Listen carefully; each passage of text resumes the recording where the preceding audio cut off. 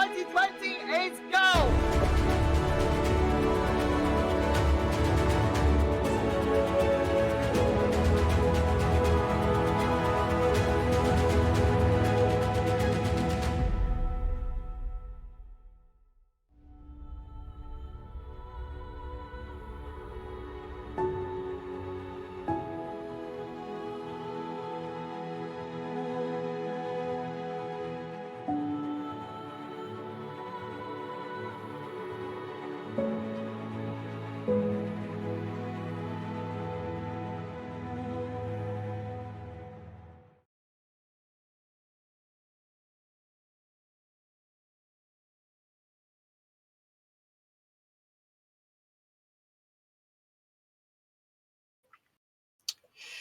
Hello everyone and welcome back to GPVWC. Today we have some Super League Lights action for you from the circuit pool Ricard. We're in qualifying at present, and today the main question will of course be, can anyone stop Liam Duval's relentless challenge? Wopke Hoekstra joins me in the commentary box today.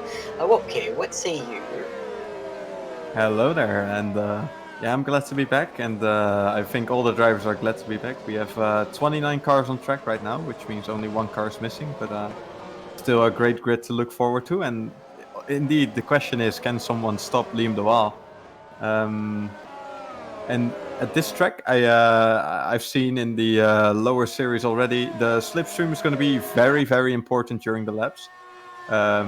So that's going to require a bit of teamwork for the drivers to get it right. And I also understood that there is a small chance of rain here tonight, so that could be an extra variable for Liam Duval, especially to keep in mind if he wants to continue his winning streak. Fair enough, that would really spice things up. We haven't seen much or any rain so far this season in Super League Lights, so yeah, that would really throw a spanner in the works. But as I was saying, Liam Duval has 6 wins out of 6 so far. He's been pretty much unstoppable all season long. This is round 7, of course. Dino Paolini is currently 2nd in the championship and could be his main contender, although there are other drivers who could very much challenge. Paolini's actually only been on the podium once so far this year, but he's 2nd in the championship by virtue of his supreme consistency. Only had one poor race, which was at Bahrain when he DNF'd. The others have been 5th, 6th, 5th, 4th, and of course his podium at the first round at Australia.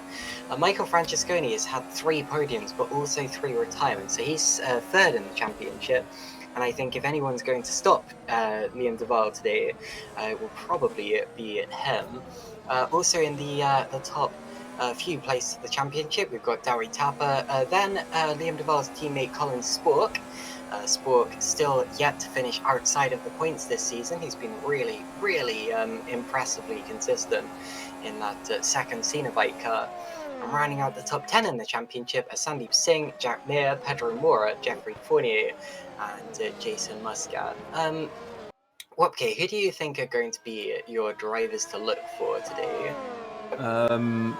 Of course, we have Jeffrey Fournier here today, and it's his home track, so he's going to be one to look forward to. I think he did 2 races only so far, and I think he finished 2nd and 3rd or something. So yeah, that's really good, and he's going to be one to look forward to, especially on this track.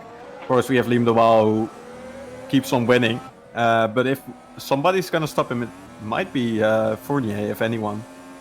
I completely agree with that, to be honest. He's 9th in the championship after only doing 2 races. Both of those he finished on the podium in. And I think that if he'd made the full season, he may well be a championship contender. Sadly, he won't be making the full season. He's got other commitments. But still. Anyway, first few qualifying laps coming in now. Liam Duval at the top of the times, as we're so used to seeing him be. And it's a Cenobite 1-2 at present, with plenty of time still left in the qualifying session. Collins booked 2nd, and he's just been behind and routed by Jacob Reed, so Reed goes second now, but there's a 0.4 of a second gap between first and second. So it's De Waal, Reed, Spork, then Francesconi in fourth, and currently all three of the best sector times held by Liam De Waal, so he is absolutely dominating this track, but it's still very much the early stages in this qualifying, and in the late stages especially, I'm expecting to see more of a slipstream, more drivers working together to aid each other's laps, especially down that long Mistral straight, because it's going to matter so much here. Yeah, completely agree. And of course, they want to set their own laps first to make sure they have something going. But then after that, of course, they want to go and try the slipstreaming. If it doesn't work, then it doesn't work. But they still have the one lap they can count on. And that's going to be massively important. Some interesting names near the top already. Matthias Canapino, I think he's new at, what's the team called? Allied Esports by TCS. And he's in second place so far, so he's done a really good job so far. And Jacob Reed as well. I think it's his second race in the car now for TR Bluevoss, and he's in third position. So these guys, new faces. Well, Matthias Canapino, I've seen him before, but not in this league or not in this competition. So those are going to be names to look forward to as well. That is interesting, because Canapino, of course, we've seen Augustin Canapino driving in Superleague last time out. Of course, Augustin Canapino is an IMSA driver. He's done the Daytona 24 Hours once or twice. He's also done a lot of Super Turismo stuff over in Argentina. So Matthias Canapino, I reckon, is probably related to him, and you can tell that by his speed as well. He's currently second in the order. But yeah, hold on, I'm going to sneeze. My apologies. Yeah, sorry about that. But yeah, I don't recognize Matthias. I don't know what he's done before. Jeffrey Fournier now goes second, just a 10th behind Liam. Yeah, and Fournier, as to be expected, up there as well. And Colin Spork as well, doing a good job so far in 5th place. So he's keeping up with Liam De Waal quite nicely, and maybe with the slipstream between these two guys. I think Liam last time out already said that Colin Spork and himself were really good teammates. They were working together quite a lot, so I'm expecting they have practiced the slipstreaming as well. Whereas on the other end, I know from my from CM Tech, which is the team I'm managing myself, they don't practice together too much. They just share setups and data, but they don't practice together. So they haven't practiced the slipstreaming effect, and I'm afraid that it's going to hurt them a lot, especially on this track. And we will see people like the Cenobites probably flourish here. Possibly. Shout out to Colin Spork, actually. He's a very nice guy. He often watches back these broadcasts. So he's probably hearing me say this on delay, and he often messages me about this as well. Where yeah, he's a friend. So yeah, shout out to Colin Spork, and great job in 5th position so far. Lap times coming in still no lap for Thomas Harvey in the Mars 1 car. Of course, Mars 1 has been really struggling so far this year with both development and actually finding drivers to turn up to the races. So we'll see what Harvey can do. He's about to set his first flying lap time. Jaco-Pekka Lalu and Sebastian Cosmala are about to do the same thing as well. And actually, a fastest first sector of anyone for Frank Hamming. Frank Hamming in the Meyer Darnard Racing car, fastest of anyone in the first sector. He's currently 10th overall, so this could be a pretty important lap for him. I wonder if he can jump up into the top 5 maybe. Frank Hamming has shown his speed in the Super Cup already, and before that in Formula Challenge as well, and he's really a driver to look for, because he's consistent and he's quick, so that's everything you look for in a driver. He knows how to drive the car, he knows how to fight other people on track, and he's doing a good job so far in P10 already, but as you said, he's improving. And oh, and it's a quick second sector for Frank Hamming too, so this could be a pretty impressive lap from him, and a very important one. Also, and he's just, well, we've just seen Colin Spork now setting the fastest second sector, and he's gone to 3rd. So Spork jumps up the order. We've now got 2 Cenobites in the top 4. to be seen about in the top 3, you could say. But anyway, I'm interested in seeing what Hamming's lap is, and Hamming goes to the top. Hamming goes to the top, so he jumps ahead of Liam Duval. It's a 1:32.417, and that's the fastest lap that we've seen at this track all weekend. It's faster than any of the hot laps as well. So that is. Yeah, that's very much what we were looking for Frank Hamming there. Very impressive. But Liam Duval, meanwhile, has just gone even faster in the first sector by a 10th. So Duval is a 10th up in the first sector. Wopke, talk us through his second and third. Yeah, Liam Duval, he's coming onto the straight now. Oh, and I see already Colin Spork is giving him the slipstream. So this could be a real advantage for Liam Duval already. And yeah, he's coming around turn 10 now. Which is, I think, the end of the second sector, but I'm not sure actually where the sector lines are on this track. Yeah, and he goes green. He goes green in the second sector as well, so that's a really good second sector as well. And I think he's going to get the pole position, or the provisional pole position, back for now, as he's been quicker in both sectors so far. Although he does have a little bit of traffic now. The traffic tries to get out of the way, but I think that cost him a little bit of time. However, he still goes oh, it's 1,000th of a second. Again, it's really close. This is amazing.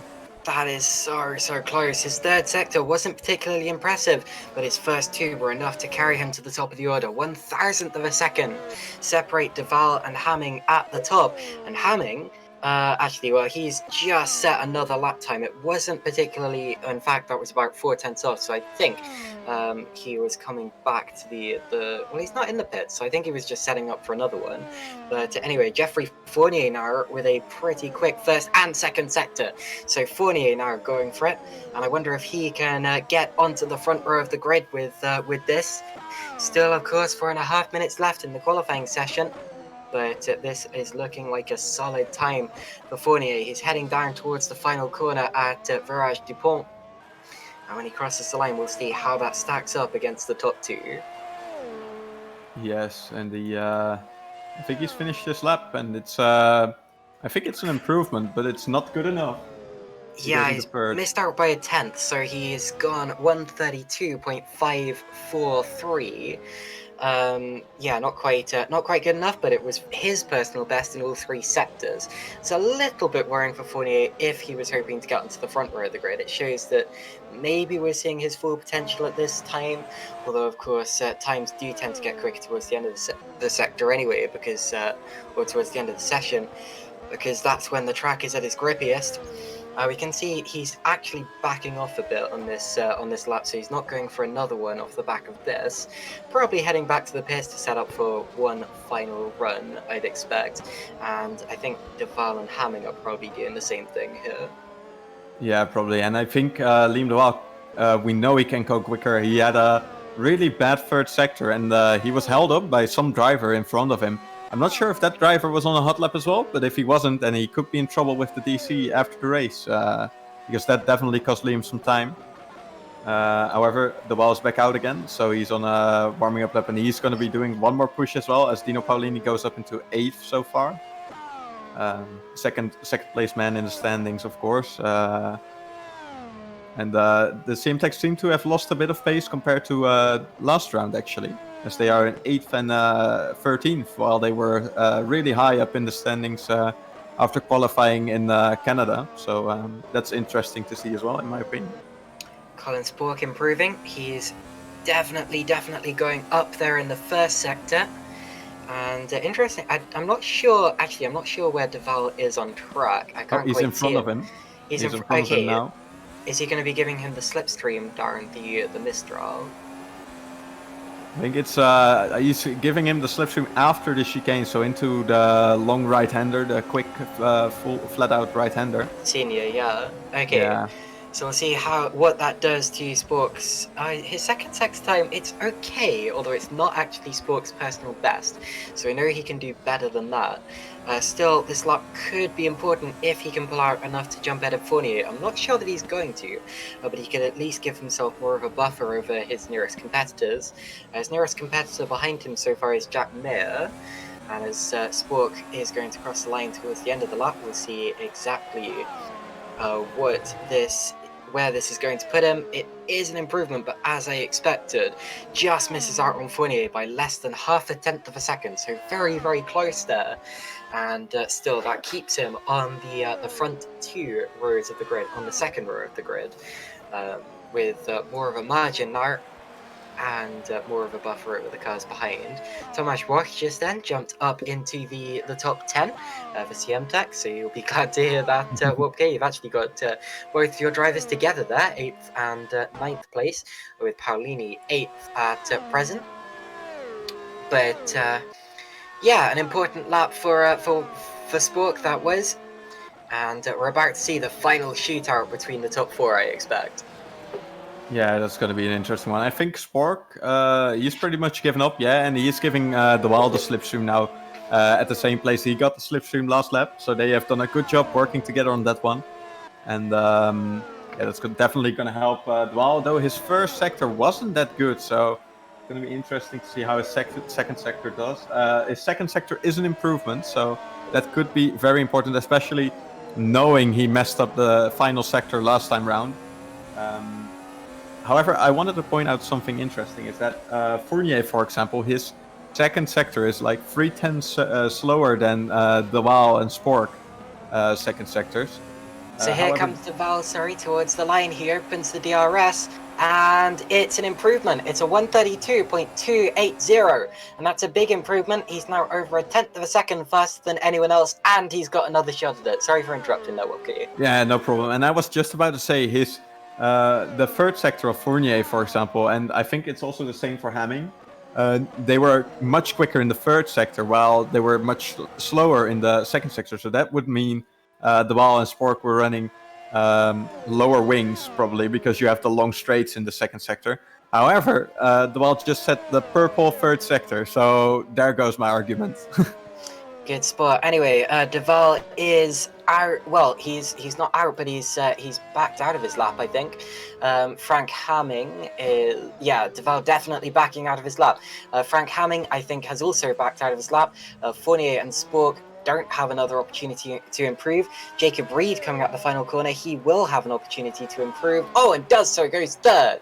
So Jacob Reed knocks the second Cenobite off the second row of the grid, and that's an impressive lap time from Jacob there. Very, very good. Jack Mayer still on a lap as well, the driver who finished second place at Azerbaijan, although that looks to be down, and I'm not sure this is going to be a particularly impressive lap. I don't think it's going to be an improvement. And Sven de Vries just jumped up to 8th. George Sutton just jumped up to 9th. I think they may be the last improvements in the top 10. We'll see what Mayer can do. No improvement for Jack Mayer as I expected. Anyone else still on a lap? I'm not sure that they are. Maybe a slight improvement from Roy Schroten about to... No, he stays 27th. So that, I think, is the order. It's Deval on pole position by over a tenth of a second ahead of Frank Hamming. Relatively close qualifying, but definitely not as close as it could have been. Jacob Reed, third place. So very impressive qualifyings from Hamming and Reed. They might not have expected to be that far up the grid. Jeffrey Fournier, P4. Colin Spork, P5. Then it's Mayer, Tapper, Canapino, De Vries, and Sutton making up the rest of the top 10. Championship contender, although... second in the championship anyway, Dino Paolini, only 11th on the grid. He'd have been hoping for slightly better than that. But anyway, we'll update you on the full order when we get to the formation lab. Wopke, 30 cars here today. We have a full house. Yeah, great to see. We had one or two last-minute entries, but at least we have a full grid, and that's very important to see. Kosmala didn't manage to settle up, but at least he made the grid, so... that's great to see. 30 cars, of course, always really nice to have, because you really have a battle everywhere in the field with 30 cars on track. And like you said, Dino Paolini disappointing in the P11. And we also have Michael Francesconi down in 14th during qualifying. So really interesting results, if you ask me. Well, I said championship contender. There's not really a fight for the championship at the minute, but in terms of the fight for P2, it's interesting that both Paolini and Francesconi are outside of the top 10 because, as you said, they're the nearest rivals of Liam de Waal, definitely the highest placed drivers in the championship, except for Liam de Waal, best of the rest, I suppose. And it's surprising to see that they might not be the most immediate contenders for taking away de Waal's win streak. Dowie Tapper, I think, qualified 7th in all of that. He is 4th in the championship. Of course, Jeffrey Fournier as well would be much higher in the championship if he'd made the other rounds. So they could be 2 drivers to look out for. But yeah, Hamming and Reed, impressive in 2nd and 3rd. Were you expecting anything like that? No, I mean I've seen both of them drive. Well, Hamming a bit longer than Reed, but I know they're quick. Reed, of course, he won the race, the feature race in the Formula Challenge at this track. So yeah, I knew it was quick here, but to be P3 in qualifying in Super League Lights, that's a big step up from winning a Formula Challenge race. We've seen many drivers try to make the step up to Super League Lights and Super League, but often it's a bit harder than they expect, and they kind of fail.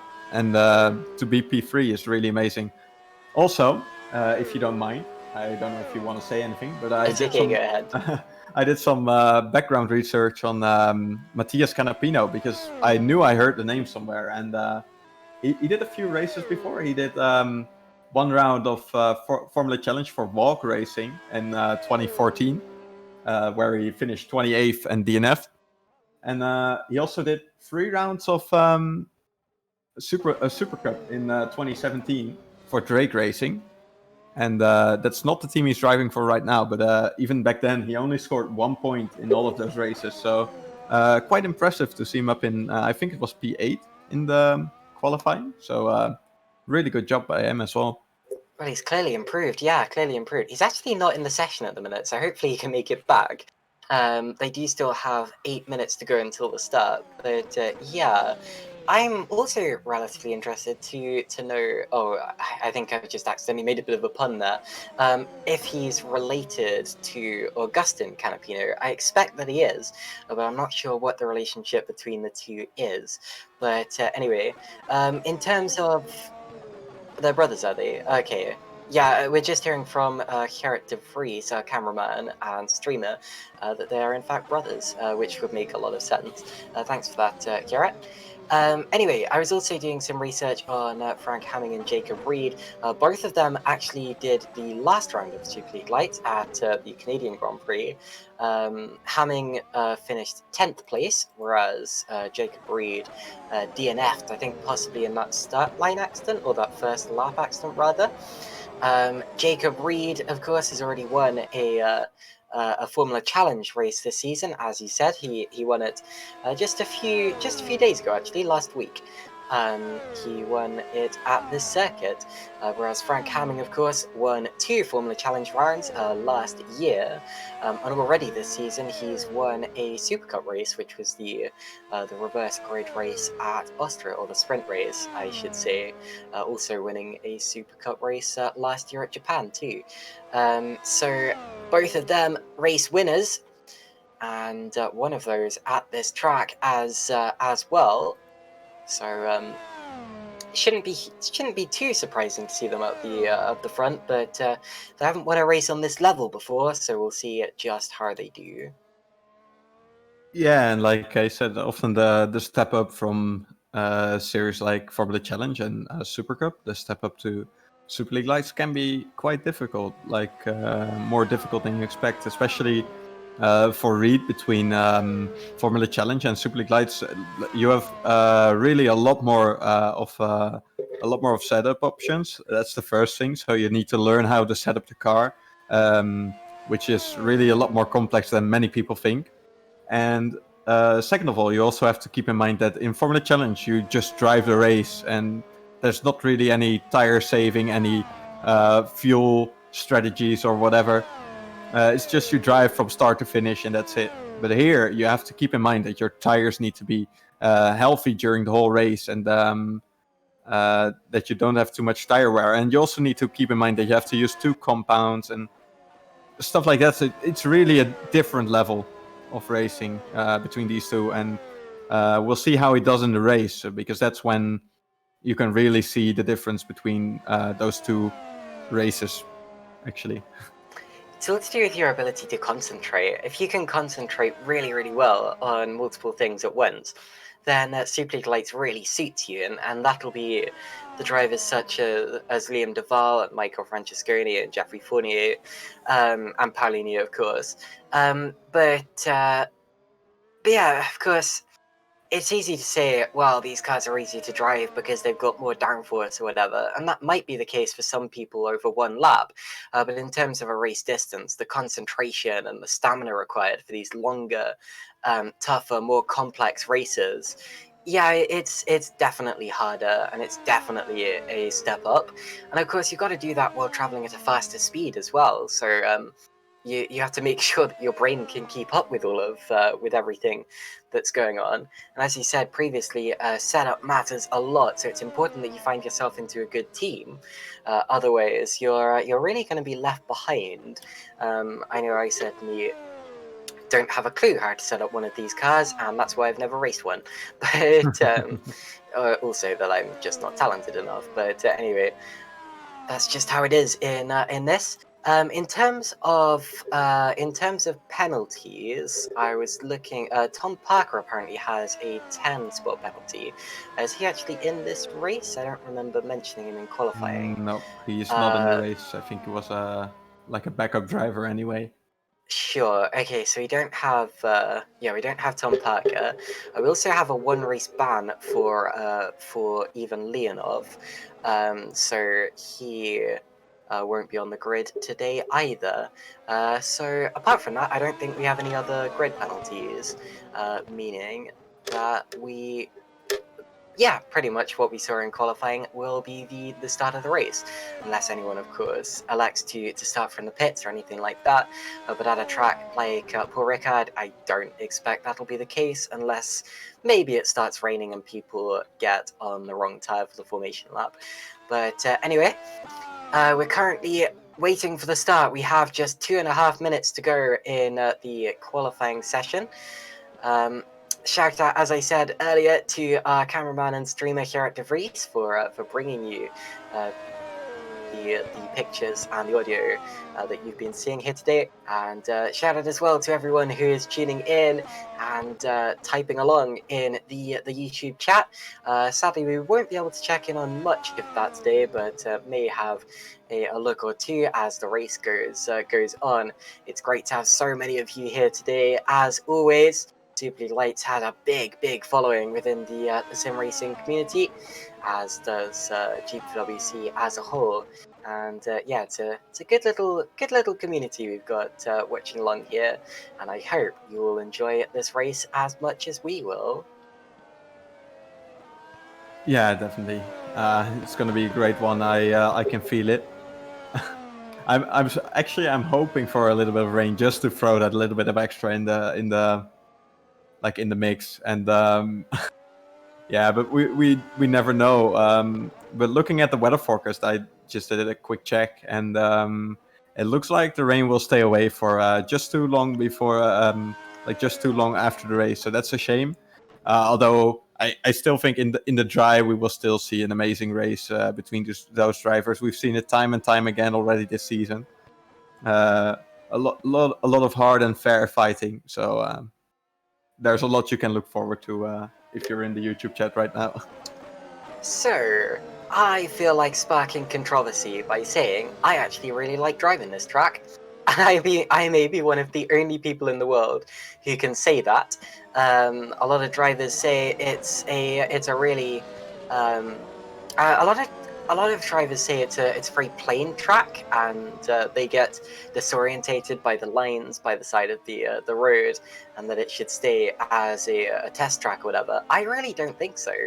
I think it can provide some pretty dull races in real life, in the likes of GT racing or whatever. But actually, I think it's a very, very good track for sim racing. I think that the straights allow for some great slipstreaming opportunities. I think it's a unique challenge with the tyre wear and with the faster corners towards the end of the lap. And that first sector, a lot of people say it's very Mickey Mouse. I actually really like driving it. I was thinking that in the Academy race. It was just pure driving pleasure. So what do you think about the track, Wopke? It's not my personal favorite. Let's put it like that. But Fair enough. I actually, sorry to speak about myself so much, but I actually think it gave me an advantage in the Academy race because I was one of the only people who actually I suppose liked the track, and as a result, I think I was able to just concentrate on it more and maybe have a bit of a confidence boost over some of my rivals. And it was my best qualifying performance of the season so far. Ended up having a disconnection in the race, sadly, but I think yeah, I think it does show that you have like a motivational boost between people. So I wonder how just to bring it back to Super League Lights as well, how these drivers will handle these kind of situations where you possibly don't like a track, but you still have to drive it and you still have to put in all the practice and all the effort, even though you perhaps you hate the track, but you still have to do it and keep finding that motivation to keep yourself going. So I really wonder how these drivers do that as well. So yeah, because as you said, if you have the motivation to drive a track, it's easy and you can easily extract more of yourself out of the track as well. So yeah, that's an interesting one. And yeah, sorry, go ahead. it's okay. Yeah, it's definitely a lot of drivers and possibly fans as well were saying that it's really not a good place to host a Grand Prix, and I'm sure a couple of people breathed a deep sigh when it was announced for the calendar. I don't think we're going to get as dull a race as people were maybe predicting here today. Super Light always throws up something exciting, and yeah, I think people are too tough on this track at times.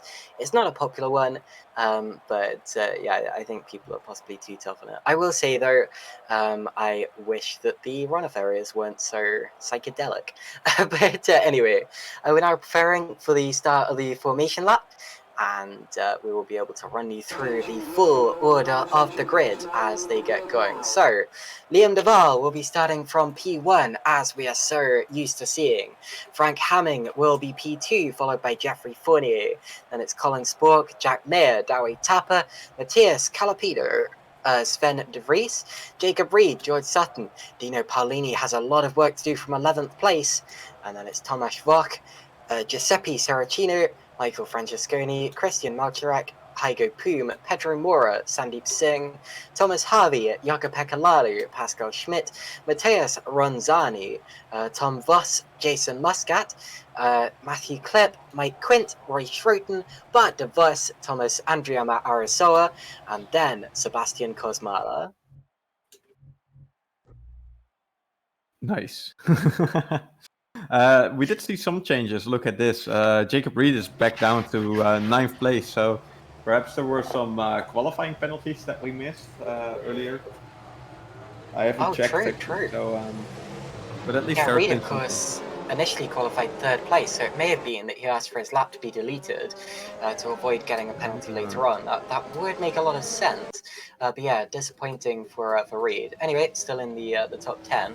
My apologies if I cut you off there.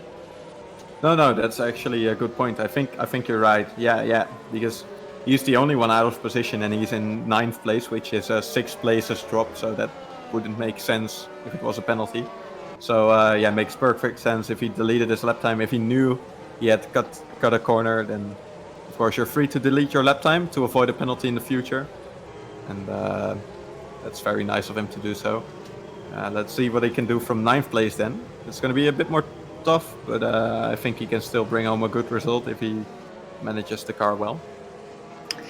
So, in terms of tyres, I'm surprised to see Dino Paolini starting on the softs. Usually the person in 11th decides to put themselves on a different strategy by starting on the mediums. Giuseppe Saracino in 13th place is the top driver not starting on softs. He's actually gone for the full hards, so not even mediums for Saracino. He's gone for the full hards and is going to be trying to use the overcut to his advantage, possibly. Michael Francesconi will be the top driver on mediums in 14th position, and we have other drivers on mediums in the between 13th and 20th. Lalu is on hards.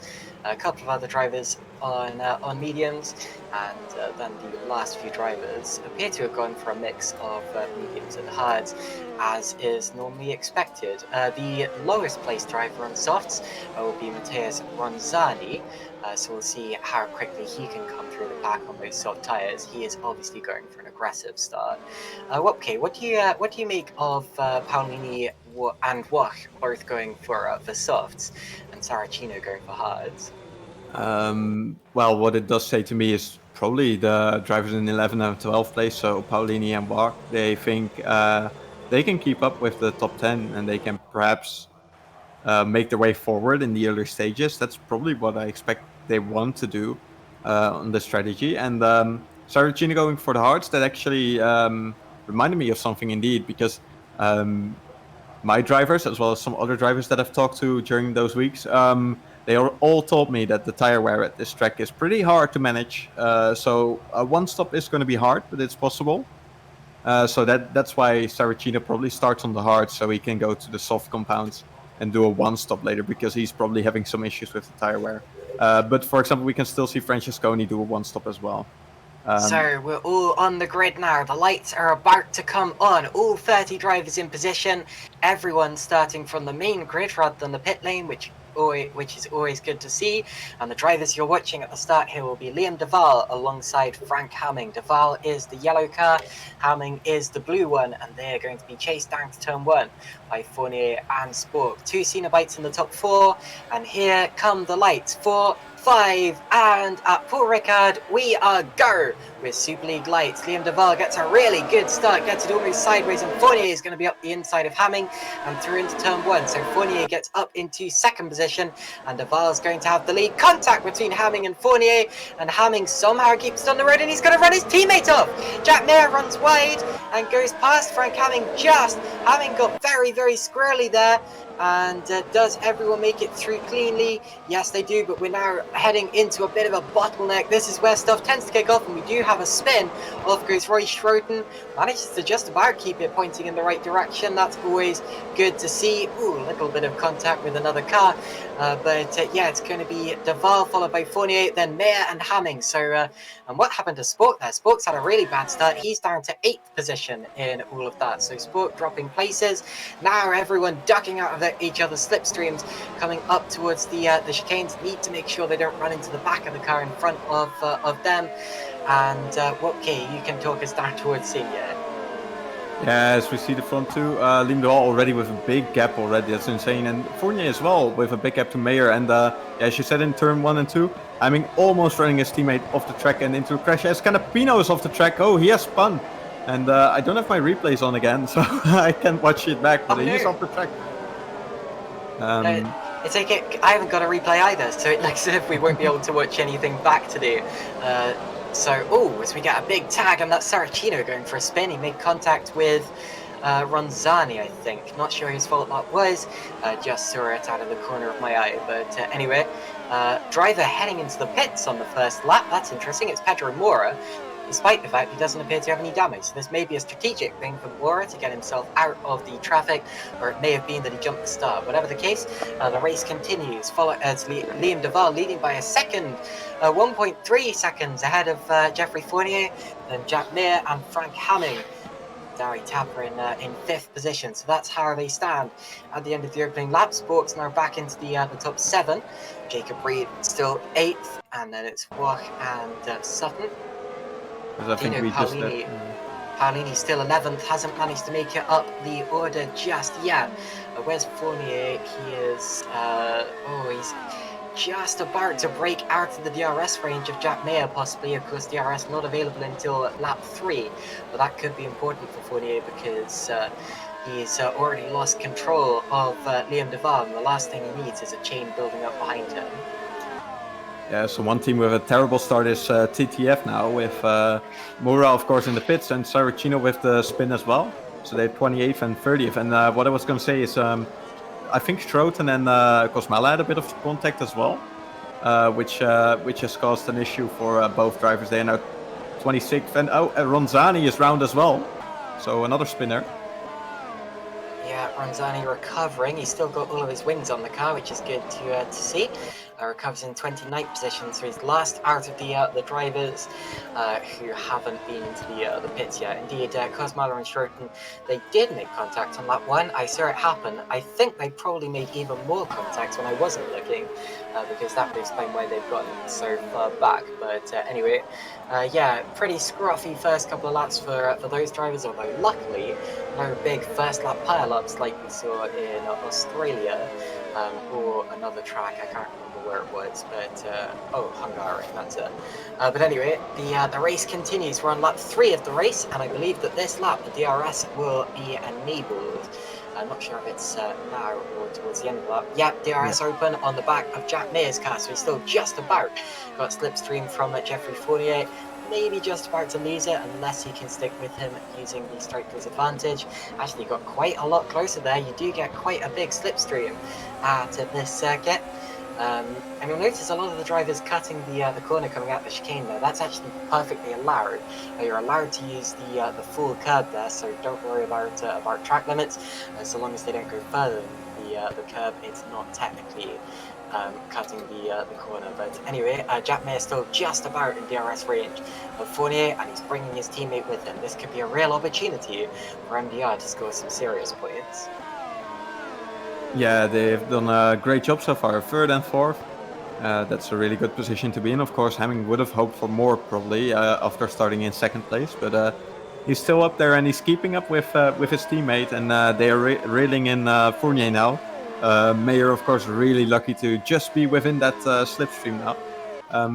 Francesconi just went off the track, that's what I wanted to say, and he's down to 15th place. So one of the well, not really championship contenders, but the 2nd place contenders, if I may say so. Yeah. Big hit between Singh and Poom, and they both just about kept it on the road, although Singh loses a place to Malchirek and all of that. That looked like a pretty hefty whack. And Singh's now gone straight across the runoff area. I wonder if he's maybe got a little bit of suspension damage from that, and luckily Poom sees him there. I'm not sure if he does get suspension damage. Yeah, these cars tend to be pretty tough when it comes to suspension.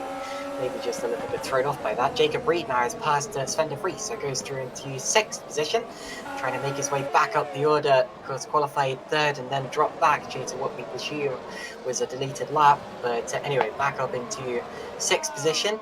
Let's see if he can catch Dawi Tapa. Tapa's going to be really gaining from all of this. Up in 5th position. I wouldn't be surprised if he's 2nd in the championship come the end of this race.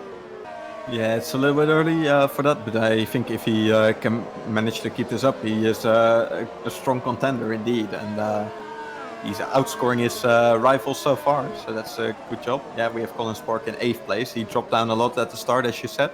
I think he got bullied a bit by some people, and then because one person overtook him and pushed him a bit out of the way, he got a bad exit and he lost some more positions. I think that's what happened. So that's really unlucky, but at least he managed to stay out of the big trouble, and he's still up there in 8th place, although he's not able to keep up with Sven de Vries and Jacob Reed. But who knows, maybe that's all down to strategy. Of course, the tires here are taking a big hit, especially in Sector 3, with all the quick left and right-handers. Now, crucially, Jack Mayer wasn't just able to keep with Geoffrey Fournier, he was able to draw him in on that last lap. That was a crucial lap there, because Fournier was getting away until the DRS was activated. And now Jack Mayer has been able to stick with Geoffrey Fournier, and he's using the slipstream on the straights to his utmost advantage. Jack Mayer coming through the chicane, and you can see the time he's gaining on the straights there, as he gets all of that tow, that wind block, that shield from the back of Geoffrey Fournier's car. Now, this is the bit where he's going to struggle a little bit to stick with, and this is the double droit de Beauvais, leading into the final sector. And of course, fast corners like this, the car likes to move around a bit in the turbulent air and understeer a bit more than you'd like it to. Yeah, Jack Mayer not letting it affect him too badly, and this could well still be a fight for second and third position. Frank Hamming's still there as well, and actually still there's a slipstream chain, meaning there's less than 1 second of a gap between each of Mayer to Hamming, then Hamming to Tapper, Tapper to Reed, and Reed to De Vries. So we've got 7 for second, or 6 for second at the time being. Geoffrey Fournier holding it, Jack Mayer waiting to part. Yes, Jacob Reed just made a small mistake coming into turn 1. He just overshot the corner a little bit, which meant he had a bad exit out of turn 2. But then Sven de Vries also made a mistake, so he wasn't able to capitalize on it. But they've already, I think he's still within nearly 1 second, so he might still have the DRS. He doesn't, so that's a little bit of rest for Tapper. But I think Reed is a little bit quicker than Tapper, so he will be back on his tail soon enough. But look at P2 and P3. Mayer was pretty close this time around, so if he manages to stay just a little bit closer through the final sector and into sector 1, then this could be a real fight then. I tell you what, he's getting closer every time. He's getting closer every single time. Meanwhile, Singh's just got straight back past Malcharak. They changed positions a couple of laps ago. Now we've got Malcharak coming back round the out.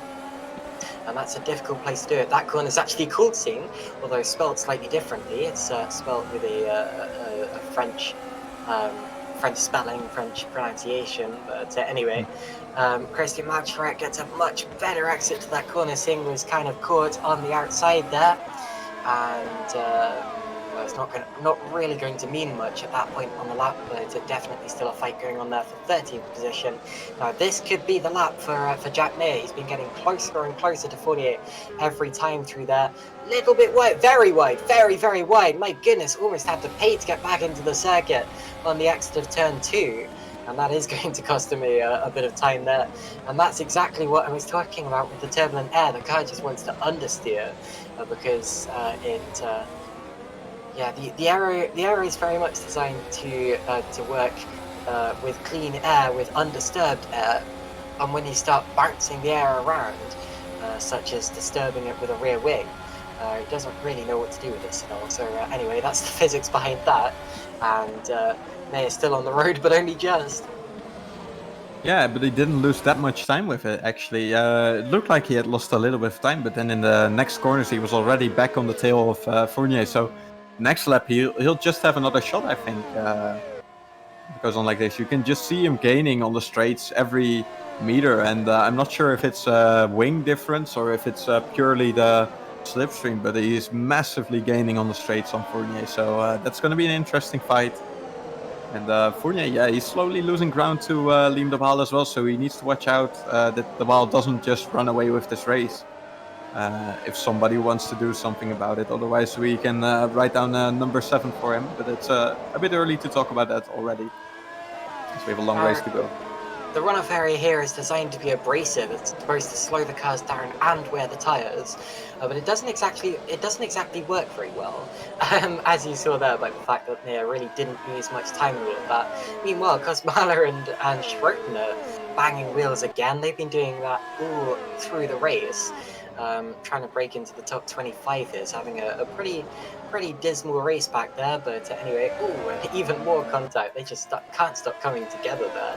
But anyway, Singh has now passed Poom for P12 in all of that, and Christian Malcharak now wants a bite of Poom's rear wing. Not literally, of course, but you know what I mean. I think he might get him on the straight here, maybe. Yeah, although Poom, of course, will also have the DRS and the slipstream from Singh, so it's going to be a difficult one. But he'll try. And we have Francesconi back there as well. I would have expected Francesconi to do better than this. And look at this Jason Muscat again as well. 21st, these guys for TG Racing, I think they're both racing. They are struggling really bad this season, even though they were numbers 1 and 2 of the championship in the Super Cup last round. That's exactly what I said with the difference between these levels. They're not the same, and it's a lot more difficult to perform here as well. And they are a perfect example of that this season, I think. That is interesting. TG, they're not exactly that far down in terms of development. In fact, I'd say they've got quite a good level of development there. But yeah, anyway, Francesconi's been doing a good job so far this season, but it's certainly not been his race, has it? This doesn't appear to be a track where he's got a lot of pace. Still in the points, of course, which could be important come the end of the season. But it's not anywhere near as many points as he's used to scoring. As you said, last season they were fighting for the championship in Super Cup, where Muscat and Francesconi, and of course they were in different teams back then, but they're in the same team now, TG Racing, which Francesconi is more familiar with. It was Muscat who edged him out in the championship last season. But yeah, really struggling to score points today, aren't they? Yeah, and they are still doing well in the standings, but the teams behind are looking in front of them now. As we have Powered by RSR in the third place, with Fournier now in second place, and Sing in 12. So they will score more points, and MDR fourth place in the standings. They are third and fourth, so they will score great points as well. And then we have CM Tech really close as well. Sorry. Yeah, Marchirek up the inside of Poom into Senior, and that is 13th place as I expected. Also, I noticed that Jeffrey Fournier, he took a very tight line out of Senior. Obviously, he was waiting for Jack Mir to appear up his inside. That didn't happen, but you can tell from Fournier's body language that his car is nervous. Sorry, from his car language, I suppose, that he's nervous. And Jack Mir, he's getting so close so many times. Doesn't run wide. Oh well, he does. Oh my word, Jack Mir does it again. Runs wide there through turn 2. Likes that journey, doesn't he? But anyway, yeah, I think Fournier is in real trouble here. Boom, and Malcherek back at it again, and they touch, and Malcherek goes round, I think. Oh, he manages to keep it going, so he doesn't lose too much time, but he does lose multiple position, and he's down to P18 now. And that promotes Francesconi to 14th. Now he's on the back of Hygo Poom, and we'll see what he can do. I think that was just a racing incident, 2 cars side by side, and some unlucky contact there. It's not going to be very good for his tyres or his I suppose his momentum. But anyway, Christian Malcherek recovers in 18th position. He lost 4 places out of all of that. Francesconi now at the inside of Poom makes it stick, so Poom drops to 14th. He only just made it out of 14th, but anyway, straight back in there. Thomas Harvey P15, that could be interesting, could be important. Maris 1 has been the least developed and least successful team so far this year, so I think it's important for them that they start scoring points, and pronto. Only 10 points scored from the 6 races so far this year. Thomas Harvey trying to improve that. Interesting message coming through. Drive-through penalty removed by live steward from Hygo Poom. So obviously Poom picked up an automatic penalty there by cutting a corner or something, and the stewards have removed it. And of course, penalties such as track limits, they get reviewed after the race rather than during it. Because it just means we can check it more thoroughly and fairly. But anyway, Hygo Poom still running in 14th position, just lost the place to Francesconi, might be able to get it back if he can stick with them.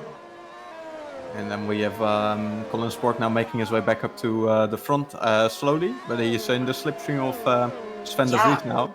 May's lost the slipstream. May's lost the DRS from Fournier there. So May possibly made another mistake last lap that we didn't see, because he's lost about 2 or 3 tenths of a second. And indeed, yeah, he's lost the DRS from the back of Jeffrey Fournier. Now that could be important in the race, because we saw before the DRS was activated that Fournier was getting away from there. Maybe he's going to start doing that again. And now Mayer, well, I suppose the main question is Mayer holding up Hamming at this point? Yeah, that's what I wanted to ask you as well. What should they do? Should he let him through? Should he just go on? Should he try to get back into the DRS? I think he's actually losing a little bit of ground, so it's going to be fairly difficult. But we'll see if he manages to get back inside of the 1 second range that he needs. For now, he doesn't have DRS, so yeah. Question is, what can Hamming do? Is he quicker or not? But letting him past also costs both drivers a little bit of time as well. So is that really what you want to do right now? Especially with Douwe Tapper still right at the back of them. It's, What I often say to my teammate whenever we're fighting for position, as we've had an incident in the final corner, Jukka Lalu and Matheus Canapino both still have their wings on, but both lost a lot of time, and are now out of the top 20. What I often say to my teammate if ever we're racing for points is, if you can get alongside me, I will let you through. But I think we'd lose too much time if I tried to give way to you now. That is especially when we're in traffic, such as the MBR cars we're in now. I think if Maya tried to give way to Hamming as they are, Douwe Tapper would be through in an instant. But I think Hamming might well be losing time here, and I think it might be worth giving him a go at Fournier. But to do so, you actually have to get Hamming in front of Maya. And I think the safest way to do that is for Hamming to DRS his way through and for Mir to hold his line and mind his own business. Yeah, I think that's the only way if you want to do it on track. Otherwise, strategy could also be a way to do it. Just optimize the strategy for Hamming so he can get out in front of Mayer after the pit stops. That's more of a long-term thing, though. A lot of the yeah, time exactly. It does. Oh, as we have a pit stop, Reed. Yeah, Jacob Reed in from P5. That's more of a long-term thing, and that tends to have more of an effect on the overall race result, and possibly be a bit more controversial at times as well. But anyway, indeed, Reed in from 5th makes his stop. This will definitely be a 2-stop strategy. Goes on to the medium tyres. He'll probably try to run them relatively long and then do another stint on the softs, I'd expect. Yes, that's what I expect as well. Possibly 2 stints on the yellow wall tires. That's also a possibility. Also, you said there were no wings lost in that incident last lap, but Matheus Canapino, he's without a front wing and he's into the pits now as well. So his race is going from bad to worse. Sorry, yeah, sometimes that doesn't load in until a couple of minutes later. But anyway, yeah, Matheus Canapino was caught out in that. Don't know whether it was his fault or not. As I said, didn't see it, and sadly I don't have replays. But anyway, also a slight bit of contact that last time around between Muscat and Quint. And they're going 3 wide. Look at that, 3 wide with Jacob Reed as well. Reed Reed's getting really held up here after his pit stop. Had to make his way almost off the road to get past these guys. They're fighting for position, but Reed's on the fresher tyres and got himself really caught out behind a battling pair of cars. That's the difficulty with pitting in the early stages, where everyone's still bunched up. It's that you're so likely to come across slower cars fighting with each other, and they're not going to want to get out of the way for you. So Reed there possibly lost a second or 2 or maybe 3 in that. Yes, as we have more pit stops, Sven de Vries and Thomas Wag, both in the pits now. I think those are on a 2-stop as well, so it's going to be interesting how that plans out for them. As they are in the pits now, and let's see what they go on to. Sven de Vries is on to yellows, so yeah, that's going to be both on yellows. That should be a 2-stop as well. I'm mainly interested to see whether this is red, yellow, red, or whether it's red, yellow, yellow. To be honest, probably a red, yellow, yellow, because otherwise you'd expect them to do their second stint on softs in these early stages. In real life, of course, this would make sense to go red, yellow, red, or soft, medium, soft, because, of course, that's safer in the case of a safety car. Actually, let's watch Paolini quickly as he passes Sutton. Does he? No, well, he took a look, but had to back out of it. But anyway, but of course, in this, there are no safety cars, so you don't necessarily benefit from being on the softer tyres towards the end of the race. And sometimes it's better to fight for that track position in the early stages, and that's where you see people starting on softs.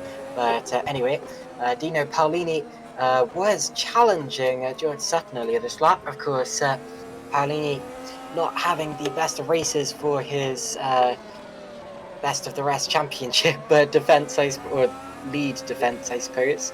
Yeah, trying to move himself up past George Sutton, and Sutton was able to brake at a sensible point into the chicane. Yeah, and what you said about the tires, I think one potential reason for going onto the mediums in the second stint is that perhaps they are not sure yet, like which tire they will choose for the final stint, and then they just go onto the yellow tires, so they just know they don't have to think about using two compounds anymore, and then they can choose after the stint which tire they will go onto. That's usually what I used to do when I was driving in Superleague. So yeah, I think that could be one of the reasons they go onto the yellow tires now. That is a very, very good point. Yeah, it's okay to be undecisive sometimes. It's okay to have a backup plan, because sometimes it depends on weather, it depends on where all of your opponents are on track, it depends on how much traffic you have, and it depends, of course, on other factors like spins, flat spots, etc., etc. Paolini there got a little bit twitchy out of the chicane, but he is okay. Not using quite as much of the slipstream as he could from George Sutton, but I think that's mainly because he knows it wouldn't really benefit him much. He'd have to back off Simia anyway, and instead he is just trying to stick with him through the final sector. So Paolini still trying to make his way up the order, but it's going to have to wait for the time being. Jacob Reed has just passed Christian Maljarek, talking of moving up the order. And another thing, actually, that may have prompted some indecisiveness, possibly, from some of the people who have gone onto the mediums, is whether it'll rain or not. You can see that the clouds, there are definitely clouds there. It's not a particularly clear sky, and I think there might well be a chance of rain today. So yeah, I think it makes sense to try to run as long as you can on mediums, and not have to pit an unnecessary extra time if it starts to rain. Yeah, completely agreed, and that's a fair point as well. I agree, and like you said, one of the issues with pitting early is that you end up in traffic, and one of the drivers really suffering from it now is Thomas Wopke. He's in 22nd place, and look at this, there's a whole train of cars in front of him, which means all these cars have the slipstream from each other plus the DRS, which makes it extra difficult for Thomas Wopke to overtake any of them. And Bart de Vos is out of the race. He's the first retirement, suspension damage, so he's had a crash somewhere. Yeah, De Vos wasn't having a particularly... Oh, and Andrea Marisol is out as well. So two drivers suddenly disappearing from the order, neither of whom sadly were having the best of days, but anyway, both of them now out of the race, one for Stax Racing, the other one for Royal Blue.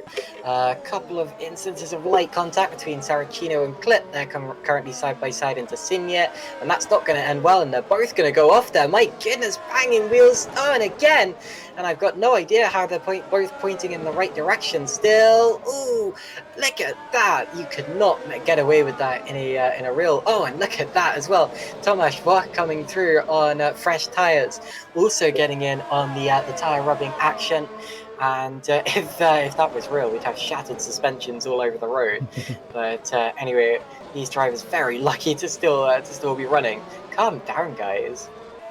Okay, well, as we have another pit stop, Sandeep Singh in the pits now. He's gone on to the yellows as well after 16 laps, and that means there's 27 laps to go. Oh, and Reed's had a spin. He's slow out of turn 2, and I think he had a spin. So Jacob Reed, who was one of the first drivers to pit, who was running effectively in the top 5, has had some sort of drama, and yeah, apparently entered the corner too fast and spun. So that's what happened to Reed, and that's going to be time lost and positions lost in the long run. Tom Voss now had a spin as well. Tom Voss there, that is that's coming out towards the straight. So Voss, who also hasn't been having a particularly strong day, hasn't been running in the points at all. Is now running even further out of the points. Yeah, exactly. And Tapper and Mayer both are in now for the pit stop.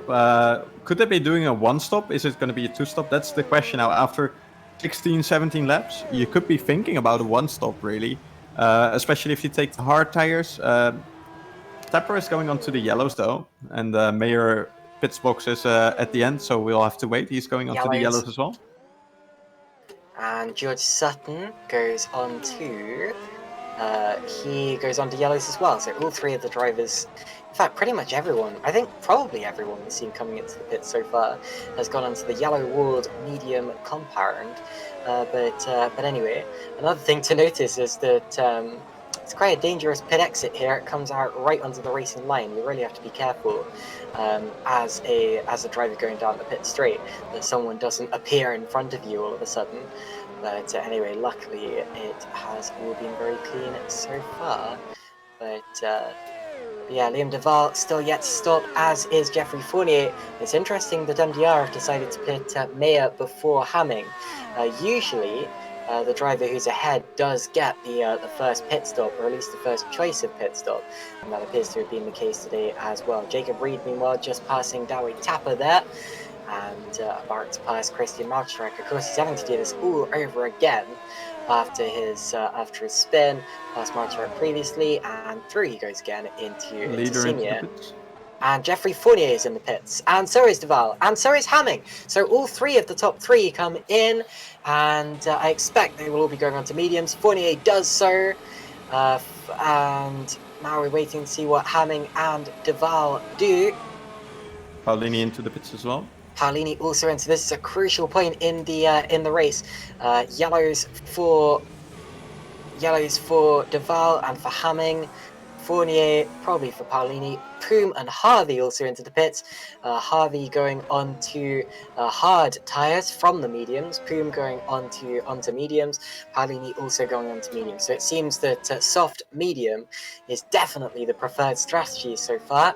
Paulini's going to come out in 15th place. Does he just come out ahead of Saracino? Saracino's going to be on his inside there. Goes through.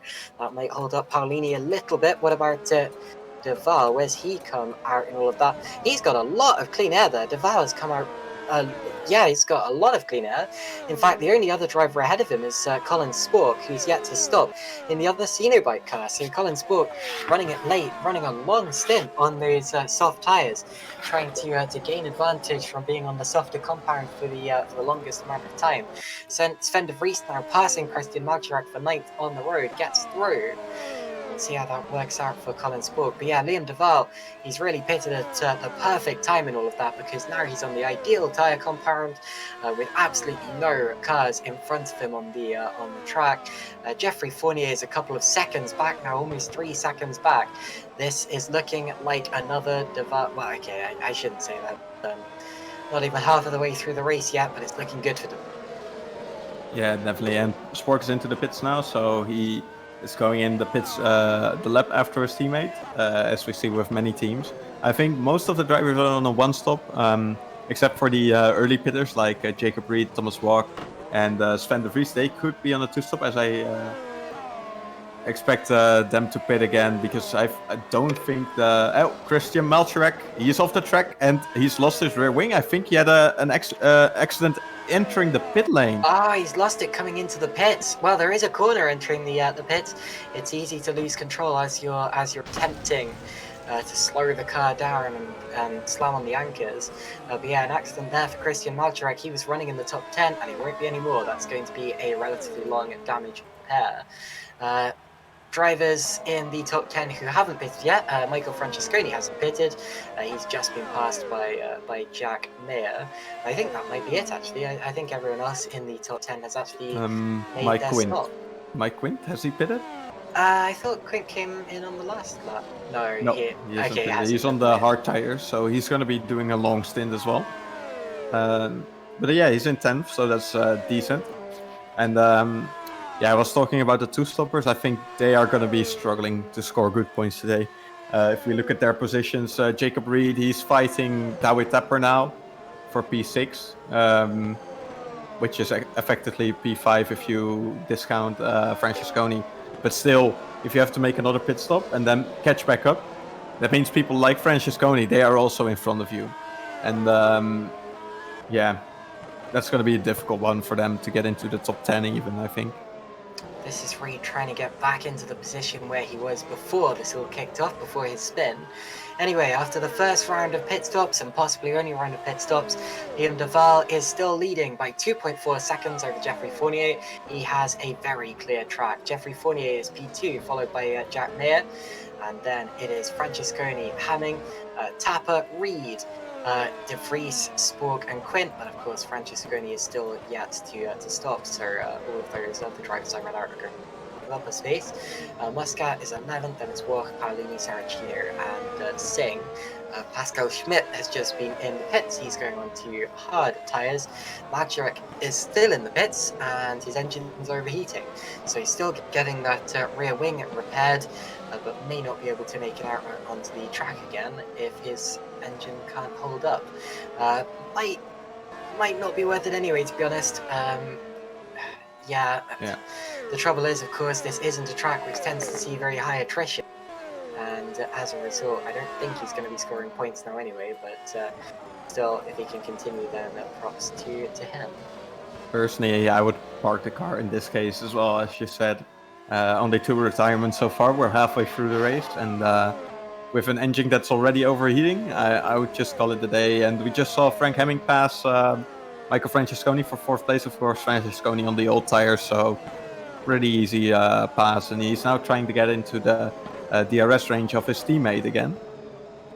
He's already quite close to it, so he could have DRS already on this straight. He does indeed. So are we going to see Frank Hemming get past Jack Mayer? That's going to be the question. They appear to be working as a bit of a team here. Mayer appears to be towing Hamming around. That may just be the track position that they found themselves in, but it certainly seemed that way for this race so far. But anyway, Jakob Lalo into the pits. He started on the hard tyres, passes the smoking wreck of Christian Malkirak, who probably won't be making it back onto the track at this rate. Hamming is now back into the DRS range of Jack Mayer. I think at this point in the race, it might actually be wise to swap places and see if Hamming can do any better. I suppose he could always offer to let Mayer back through at the end of the race if it doesn't work out, do an old Hungary 2017, I think, 18, one of the two. But anyway. Yeah, exactly, and especially considering the championship aspirations of Jack Mayer, I think he's going to be aiming for that P2 in the standings still.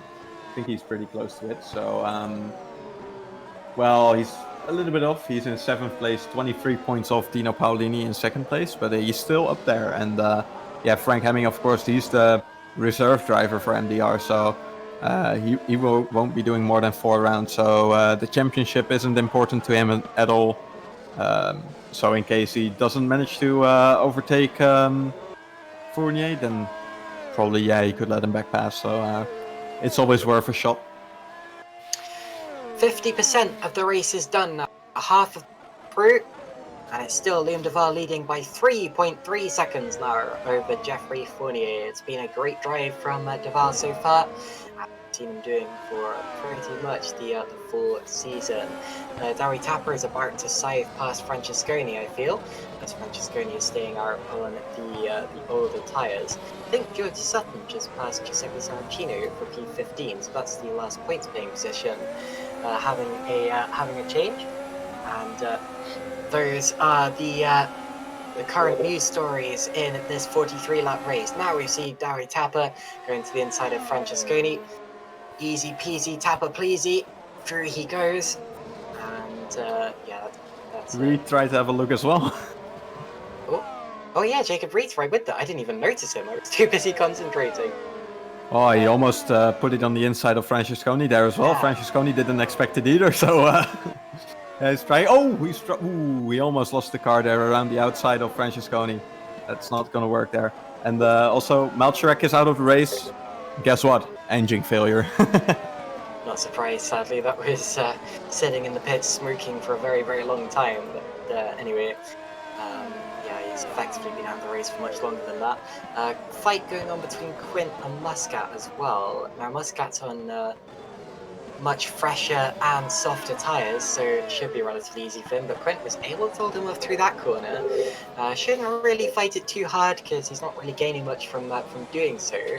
But actually, Muscat's yet to stop, so never mind, I take that back. He is fighting him well and truly for position here. And defend on, my friend. My apologies. And we just saw Paulini has overtaken Walk in the meantime. I think that's strategy-wise as well. I think what Walk might be trying to do, or his tires are just wearing off. That's one of the two possibilities, but the other could also be that he's driving at a slower pace to make sure that his tires last till the end, because he made an early pit stop. So he has to make these tires last a really long time, which is technically possible, but then you have to drive really slow lap times, of course. And yeah, that's why Paulini got past. That's one of the options. The other is, as I said, his tires are wearing off and he's losing pace. Paulini passing Muscat now for P11. So yeah, Paulini getting back past Muscat. Old rivals from the Super Cup Championship and other championships too, I'm sure. Paulini, of course, on much fresher tyres. Nice to see Muscat dropping back from Quint. That's really not expecting, but anyway, I wonder if his tyres are just hitting the cliff. He's been out there for a really, really long time. But then again, as is Francesconi, and he still appears to be running, okay, he's not as fast as the leaders, but he's certainly running at a higher pace than I would expect. And he stayed out for another lap. He's got Sven de Vries all over his tail. He may actually be benefiting from this because he's not defending too hard. Instead, he's just using the slipstream of his opponents and taking it as it comes. Oh, Fournier! He's off! Fournier! Now has he had I think he's had a screen freeze or a wheel failure or something like that, because he's bouncing off the wall. He made no attempt to stop that car there, and it's heavily damaged. So Geoffrey Fournier, he's crawling back onto the track. Now hopefully everyone sees him. He's got no control over his car. Everyone coming through. Oh, and that was really close with George Sutton. Now he's still parked with a wheel on the track there, and well, I don't know what's going on here. Hopefully he can get control back and get his car to a safe place. That is not a safe place there. And now is he getting his car back under control? I saw movement of the rear wheels. I wonder if maybe the race director can disqualify him, because now he's out of the race. I think it must be a technical issue. Yeah, he's out of the race now. Has left the game. I think it must be a technical issue, because that looked nothing like an ordinary accident. As you said, bouncing off the walls, no control. The barrier, and that is a huge shame for Geoffrey Fournier, whose 100% podium streak this season ends, and he was on for a second place as well. That does put both MDR cars up into the podium now, or the second MDR up into the podium, meaning that both cars are now in those positions.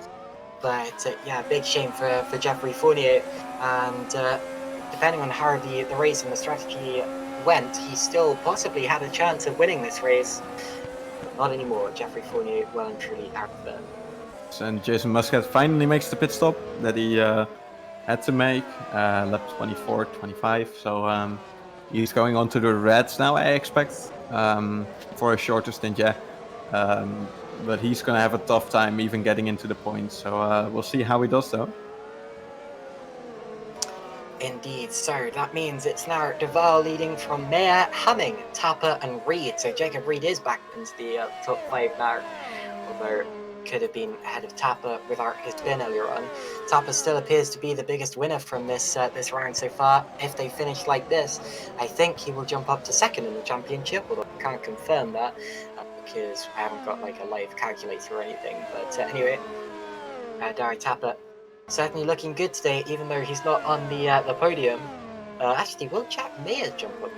Maybe. I think Jack Mayer is going to be another. No, he won't. He's further back. But yeah, Jack Mayer will be another big winner in this race. I think indeed Tapper and Mayer will be big winners in the standings. They won't be able to take second place just yet, but at least they will be making some great inroads on the advantage of Dino Paolini, who is still in a respectable 9th place. So yeah, there's still some good points that he could be scoring. Francesconi into the pits now from P8. He was the highest runner on the harder compound. So he's going to be the one to watch on the soft tires now in the second stint, as Mike Quint also makes his pit stop from the hard compound. Now there's 14 points between Tapper and Paulini, so if... Yeah, okay, so it won't change. Paulini will still be second in the championship if they are to finish like this, but Tapper would certainly have got plenty of points closer, and I think the fight for second will look even closer than it did before. Still got plenty of drivers in contention for that, by the way.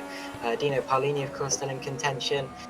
He is 9 points ahead of Francesconi, but also very close to that we've got Dowie Tapper and Colin Spork and Sandeep Singh possibly still in contention for that. Singh being very, very consistent this season. He's been the only, or one of the only drivers yet to finish outside of the points. He's finished in the points at all of the first 6 rounds, as have Colin Spork and Liam Duval, and I think they might be the only ones. There have been other drivers who haven't finished outside of the points, but who haven't started every race. Okay, they are the only 3. It's Duval, Spork, and Singh.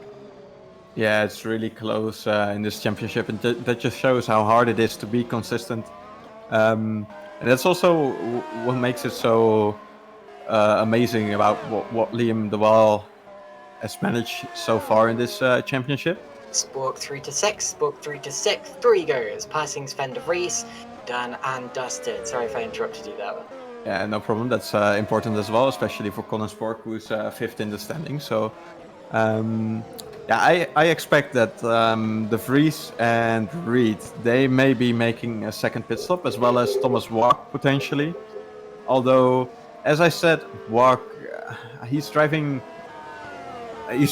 so slow, and I hope it's not because of the tires, but yeah, you never know. It could also be that he's saving the tires to make it a one-stop because he thinks that's quicker. Talking of one-stops, I think you're right about Saracino. He's gone a long way on the tire. What's that? And Sport. De Vries is off the road, so De Vries has just taken... I think he's taken the escape route through the chicane. Yeah, suddenly kind of disappeared and then re-emerged. So something happened with De Vries there. Didn't see quite what, but anyway, it's still Spork 6th and De Vries 7th. But anyway, as I was saying, tried to outbrake Spork, went straight on apparently. But as I was saying, Saracino ran long on the harder tires, and I think it's doable running from here to the end on soft. Yeah, and Jacob Reed, there he goes, into the pits. Second stop for Reed, so we'll see where this brings him out. I think he probably wasn't expecting other drivers to be able to do one-stops, potentially. Reminds me of how a lot of drivers in Academy made a pit stop and ended up losing out, and you had Jeffrey Collinson, who started down in, I think, something like 23rd position, coming through to 9th. But anyway, Reed now onto softer tyres, leaving the pits, and we'll probably go to the end from here. We'll hopefully go to the end from here, because 3 stops will definitely not be viable. Comes out in 11th position. That actually isn't too bad. I think a top 10 is pretty much inevitable for him, so long as he keeps it under control, and possibly still a contender for a top 5, although it's going to be extremely tough for him, and it may require a bit of luck. Yeah, top 5 is going to be really difficult. I think he's about 10 seconds back from Dino Paulini. That should be possible. But after that, you have a big gap to Sven de Vries and Colin Spork. So that's going to be really difficult to make that gap and close it back up. So, I doubt he's going to make that. But still, it will be a decent result. But as you said, he didn't expect the other drivers to do one stop. And that's exactly what I talked about before the race. That's the difference between a Formula Challenge race and the Super League Lights races, that you have the strategy and the setups and everything to keep in mind. It's so much more difficult, and this is one of the rookie mistakes that you make when you first enter one of these races, is that you choose the wrong strategy. As Sven de Vries goes into the pits as well now, and that's his second stop. So de Vries going for a 2-stopper as well, and that'll drop him out of the top 5 and probably out of the top 10 as well. So that'll elevate Reed, and he'll be going on to softs to the end, I expect. And actually, no, that's medium. So de Vries going for what might be the safer option. We'll see. And indeed, Reid goes through. So Reid back up into the top 10. De Vries will come out behind Francesconi. They're going to be side by. Actually, no, they're going to be side by side through turn 1. No, not quite.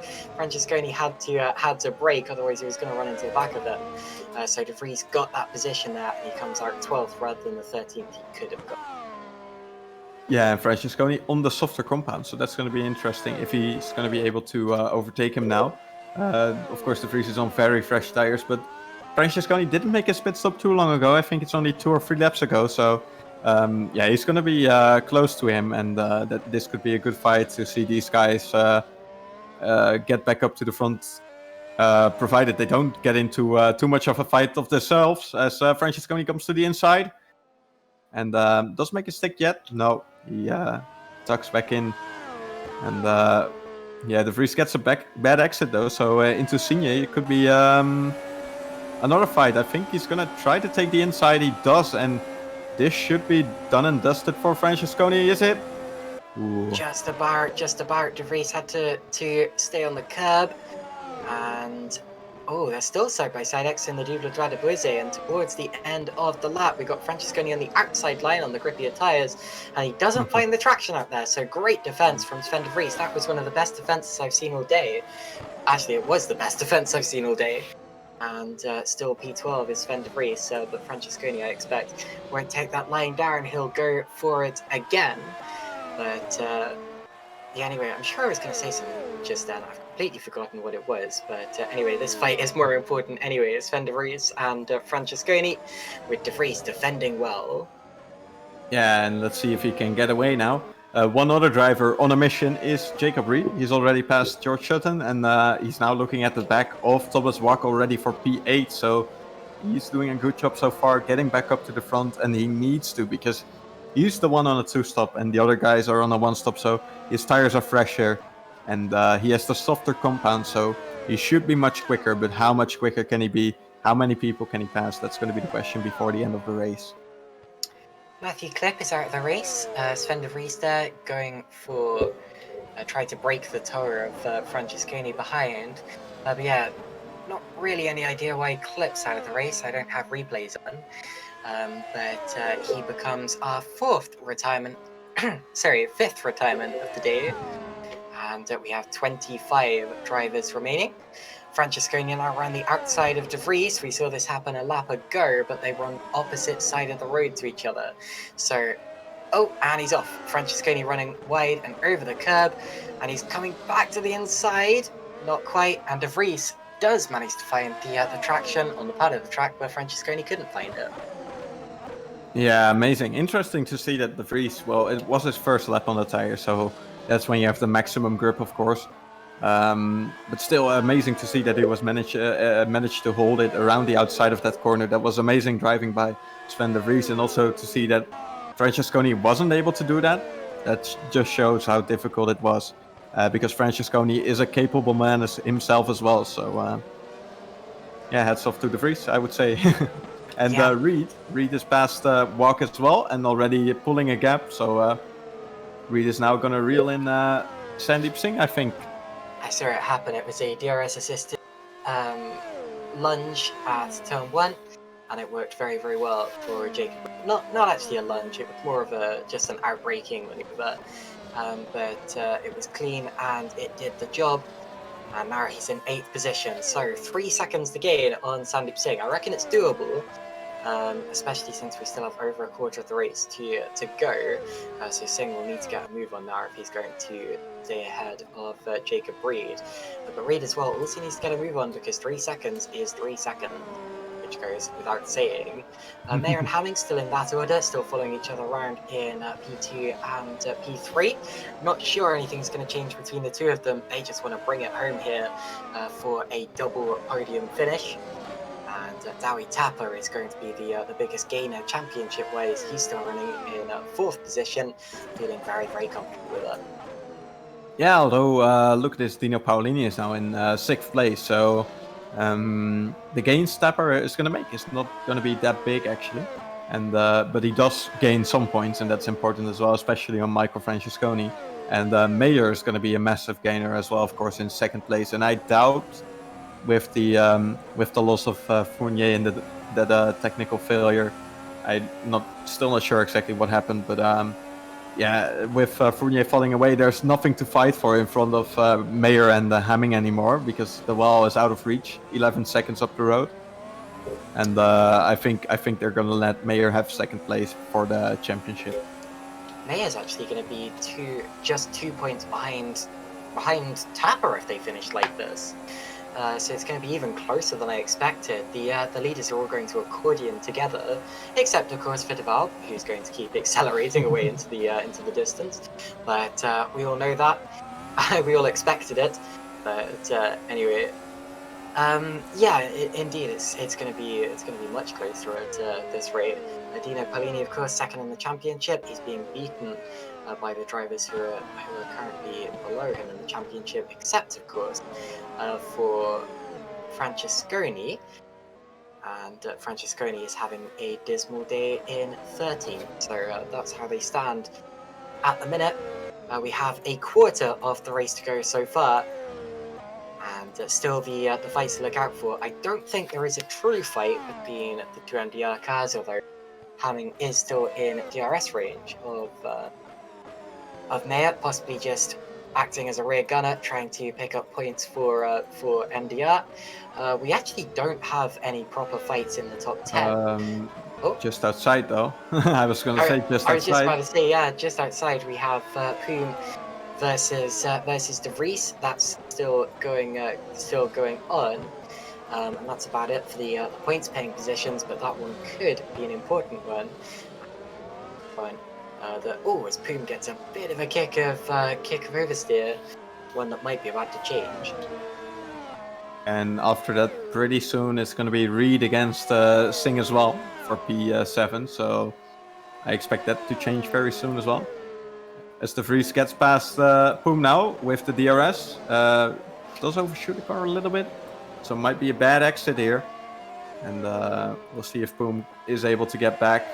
Francesconi is still quite close to those two drivers as well. Reed on the inside of Singh.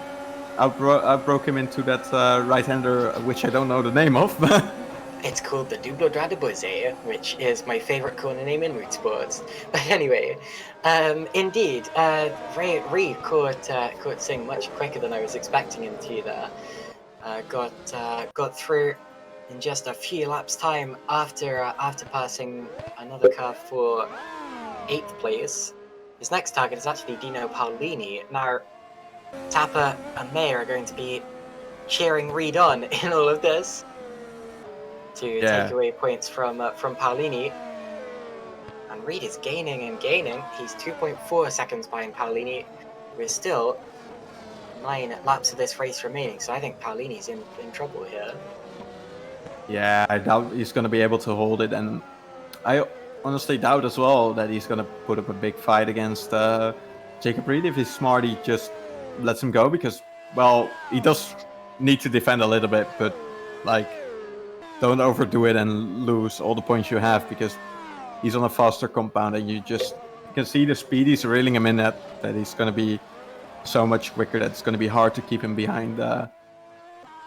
I was also right about Thomas Wack. That's what I wanted to say. He has stayed out until now, and I severely doubt he's still going to make a pit stop onto the softs, even though he made his pit stop in lap 12 already, or 13, sorry, in lap 13. So that's going to be 30 laps on the soft compound. That's quite a long distance, but it's doable if you manage the tires right.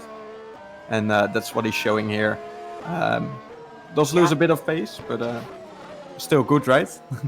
Francesconi ahead of Poom now, so that's a change of position, and one that will gain Francesconi more points and keep him closer to the best of the rest championship fight than was previously looking the case. Not much in it though. P12 and P13 are only separated by, I think, 1 point. Now here's an interesting fact for you, which is that MDR have never scored a double podium before in GPVWC in any series. They've been racing in GPVWC since 2017.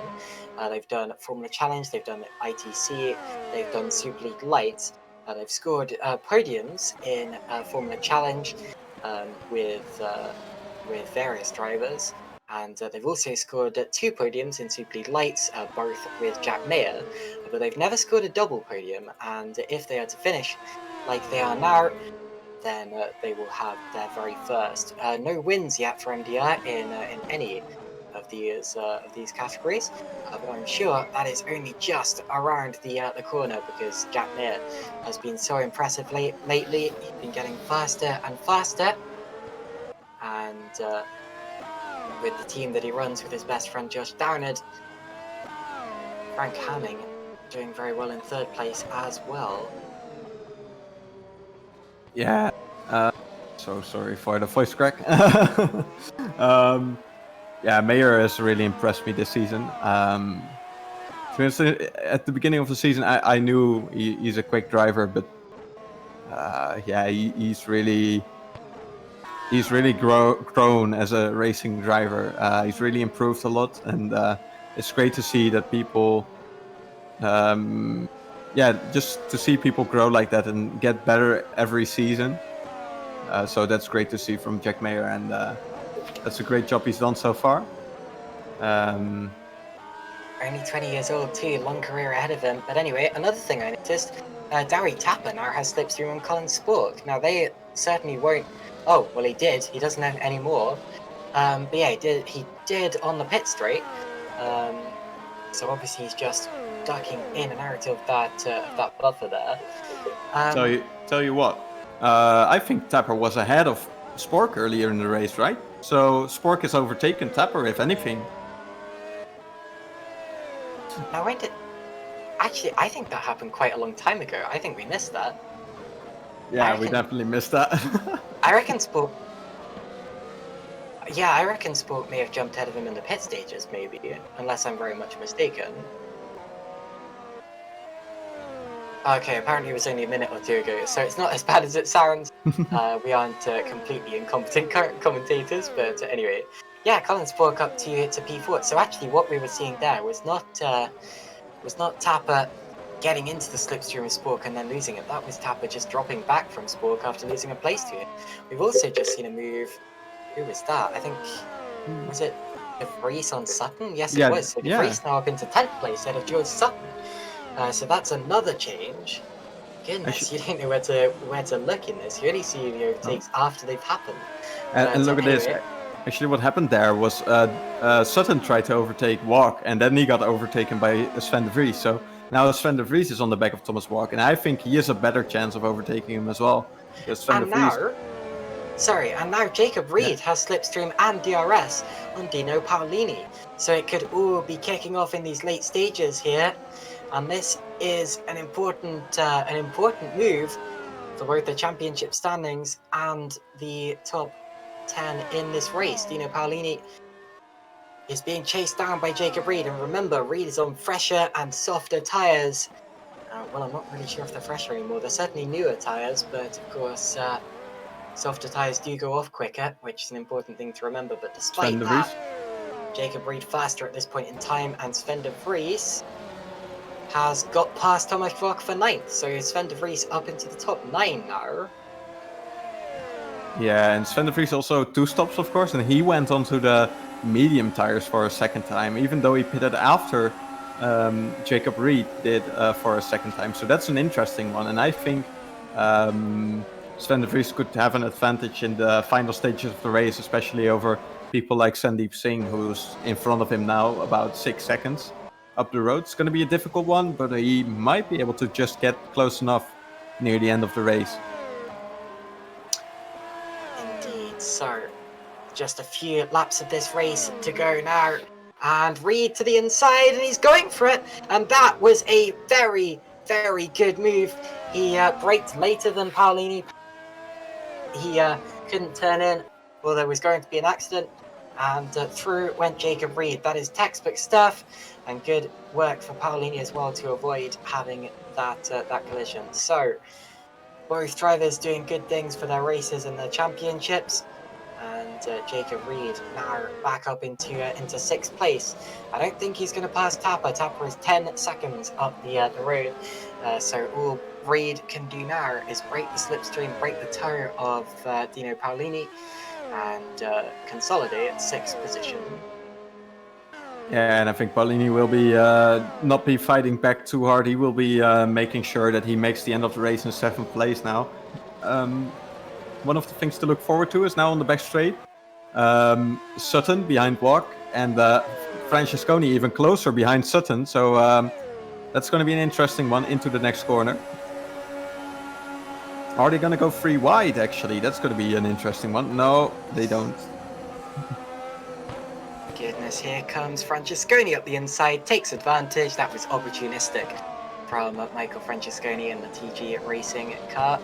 And now he might well have a go at Wopke as well, trying to get up into the top 10 where most of his championship rivals are. Yeah, and once again, Sutton tried to have a go at Wopke, but he lost it again. He lost the position again after trying to overtake Wopke. He had it before with Gerrit de Vries, and now he had it again with Michael Francesconi, so that's interesting. Yeah, looking further to the front, actually. Colin Spork has DRS, has DRS on the back of Frank Hamming, and that is, I wasn't expecting the MDRs to come under attack today, but Colin Spork has been flying the last couple of laps. I've been keeping half an eye on him, but I wasn't expecting him to actually catch up to these guys. This is another great drive from Colin Spork.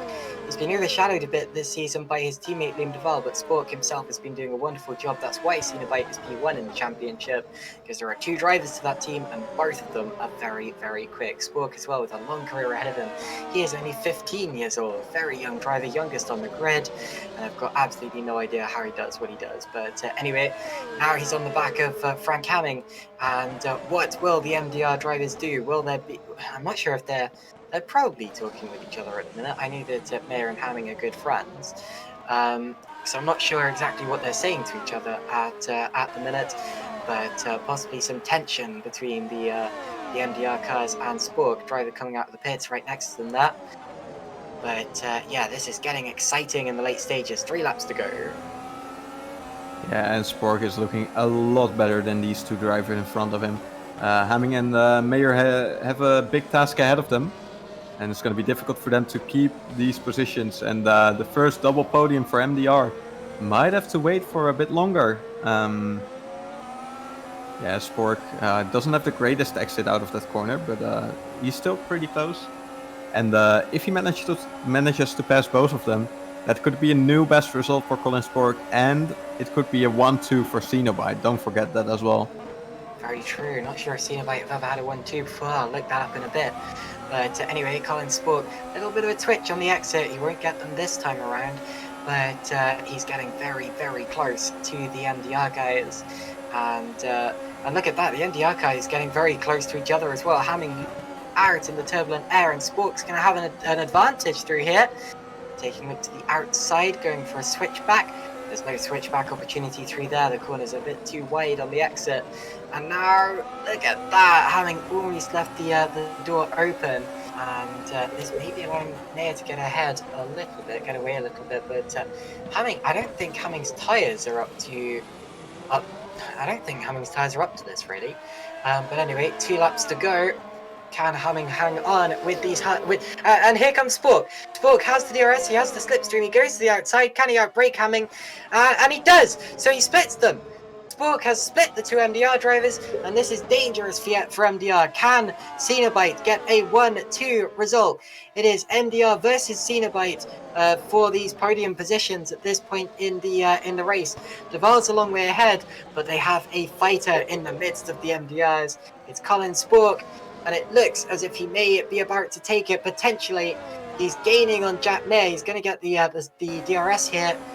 Don't think he's going to get through on the straight, but I think he's definitely a challenger to Jack Mayer here. Michael Francesconi's just managed to get up into the top 10. He's passed Thomas Wopke. That's exactly what he wanted to do, obviously, and may be important for the championship positions. And now all eyes are on Colin Spork and what he can do against Jack Mayer. And he's already going for it. Jack Mayer didn't get a good run out there. Went a little bit tight, got a little bit of a swap on, and Spork got a much better run into the GPVWC. And now out towards the final few corners, runs wide, runs slightly off the road, rejoins. And he's going to have to rely on the DRS on the final lap of the race. We're now entering the final lap. Liam de Vries looks as if he's going to win by 11 seconds. But what is going to happen for second position now? Spork has the DRS. Mayer weaving about to try to cut his slipstream off. And look at Hamming coming back there. Take a look. Tried to block Spork from moving over to get the ideal line through the corner. Maybe one more opportunity for Spork, which might be the straight. We've seen that Mayer isn't particularly strong out of it either. Colin Spork challenging, and this is crucial. He runs slightly wide there, wider than he would have hoped. Now he'll open the DRS. Mayer moves over to defend. Spork gaining, won't be close enough into the first chicane. What about Senior? What about the Double de Boise?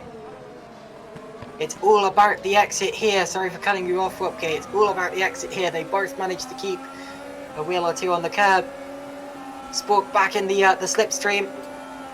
Don't worry, I will keep an eye on when de Vries finishes the race. And Spork goes back to the outside for the final time.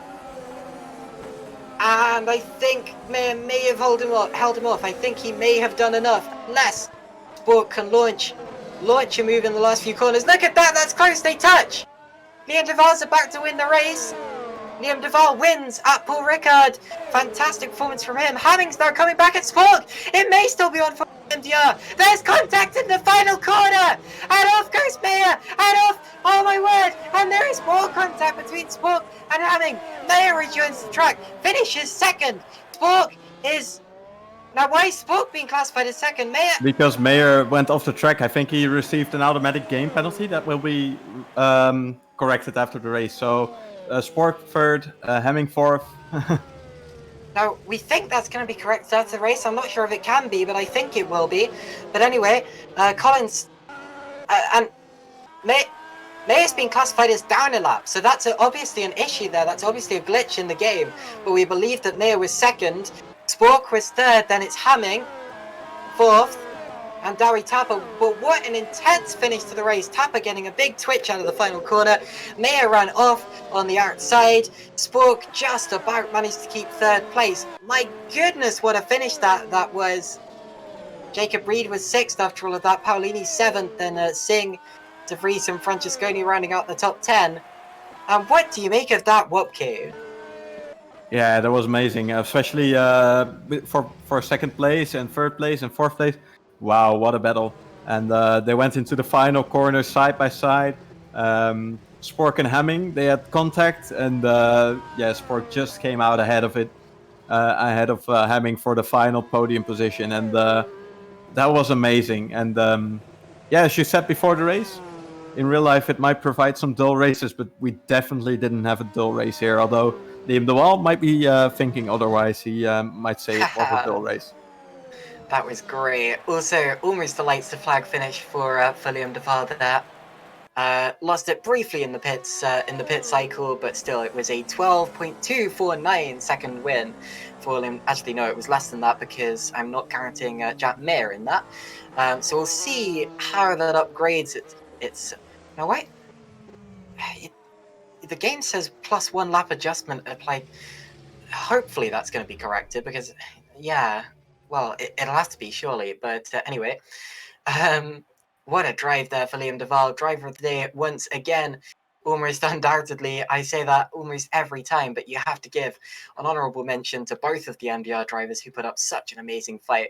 And Colin Spork as well, making it 2 Cenobites in the on the podium. That's Spork's second podium in Super League Lights. Both of them this season, of course. It's his rookie year in the sport. And I wouldn't be surprised if his first win isn't far around the corner. Of course, that depends on whether de Vries ever loses his massive 7-race Yeah, 7-race win streak.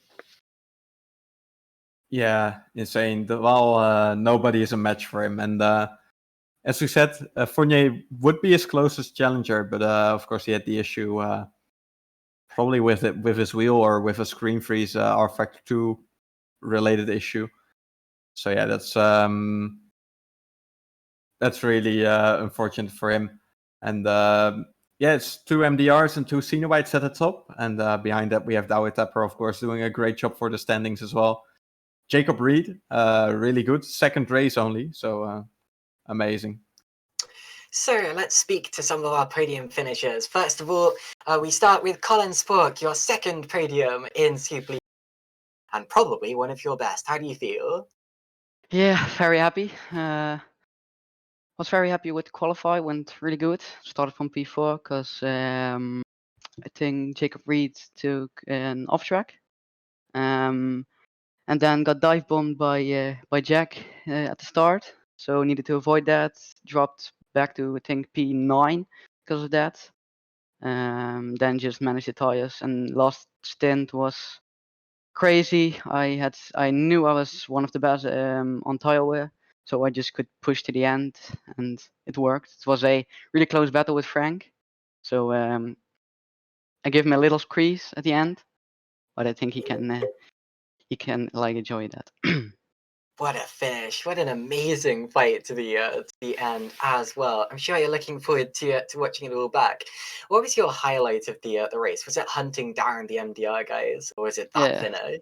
Yeah, I think it was just after I passed Douwe Tapper, I knew I had the pace and the tire wear, and then I just pushed so hard to catch up to them, and yeah, I had the pace and I had the tire wear, so I just could go flat out until the end. And when I got DRS, I know podium was in. Just needed to get past Frank. He had a little cheeky towing with the MDR guys, but still managed to pass him really nicely around the outside of turn 1. Could brake really late because of my tires. So really happy. It was an amazing finish, but anyway, yeah. Thanks for the interview. Quickly, Wopke, do you have any questions for Colin? Or Well, first of all, good job, Colin. Thank you. Congratulations with the podium. And yeah, maybe more a general question. This is your first race in the sim racing in R Factor 2 in GPVWC. So what has been the most difficult feature for you to master so far? I gotta say I came from like F1 games, and an R Factor 2 you really need to like throw the car into corners, and I really needed to work on that, but I got it like pretty quickly, so very happy with that. But I think that was the main part, and then managing the tires on at least this track, to manage the tires with like throwing the car very hard was one of the biggest things for me, but still very happy. Okay, thank you. Yeah. so thanks for that, Colin. We now bring in our 2nd place finisher, Jack Mears. So Jack, we didn't speak to you after the last time you podium at Baku because there was no live broadcast that day. But anyway, your 2nd podium of the season. Is it just as sweet? I think I've had to work a lot harder for this one. Obviously, Baku, all the way through practice, we looked like we had good pace, and doing the race sims with Cenobite, we had good pace as well. And then the rain came down out of nowhere, and that took everyone off. And me and Liam were a lot faster than the rest of the grid. And it wasn't so much having to push that race, it was just keep out of trouble. So that was a fairly easy 2nd place. This one came like harder because the whole of the build-up, we weren't expecting to have any good pace. Like, I hate this circuit. This is the one circuit on the calendar I was not looking forward to the point that we decided to take an old engine for this race to save it for later in the season. We have the best car on the grid, but we also took a 50% engine in the 44 and some really bad engine in my car, just because this is going to be a throwaway race. But the pace to be fighting for the podium pretty much the whole race, even with the mess at the end, I had to work a lot harder. I was definitely out of my comfort zone this time compared to Baku. Throwaway race indeed. And what did it mean to have your teammate right up there with you? Was it tense, or did it help to sort of work with him in that final battle? Well, we spoke about it before the race, and we didn't expect to be next to each other, considering one was P2 and I was P6. But we did say we weren't going to fight each other, and we were going to keep the cars in the order that they are when we come together on track. And it would have been a lot easier if halfway through the race, Josh didn't disconnect me from the Discord. So he meant to deafen me. In the end, he disconnected me. So for a good 2/3 of the race, I had no race engineer, and I just had him whispering to me, which was a lot harder to control where we are. But the whole time, the pace was similar. You know, the only reason he was closing in was because of the DRS and slipstream. And it was just after the second pit stops, especially after Jeff spun out, it was just a matter of saving the tyres. And that's all it was. And I was looking at the gaps between Dowie, which was staying about the same. And then I saw the gap to Colin at the end, and we had to start pushing a bit more. But we had the tyres to fight, even though Colin did do a very good job to gain up the field. But no, it was a good race from Frank as well. And it was the best race for MDR at GPVWC. So even if Frank only got fourth after starting second, both cars in the top four was a really good effort, especially for Frank in his second race. Yeah, it was so nearly MDR's first double podium, but my goodness, that final corner. Anyway, we're going to quickly, well, not quickly. We're going to. Okay, yeah. Let's bring in Josh Darnard for one or two quick questions. First of all, Josh, you have something to answer for. Why did you disconnect Jack from the Waze channel? Yeah, I messed up. Didn't make it too easy for us by doing that, because it meant that we couldn't speak to each other. Fair enough. What does this result mean to you? It's your first and no, it's your best result. Sorry, in GPWC history. Yeah, I mean, it's just a great result for the team. Obviously, it would have been nicer if we'd finished on double podium, at least at the line, because that would have been our first ever double podium. But for the team, even with this, it's still great. And the main thing is it's good for us points wise. Obviously, there's quite a tight battle going on for P2, really. So this kind of result, when our competitors maybe didn't have the best of races, is it's really good for us. So really happy with it. What about Frank Hamming? Is he returning? At the moment, he was just stepping in because Lewis had to stop racing for this year. I mean, he did an amazing job.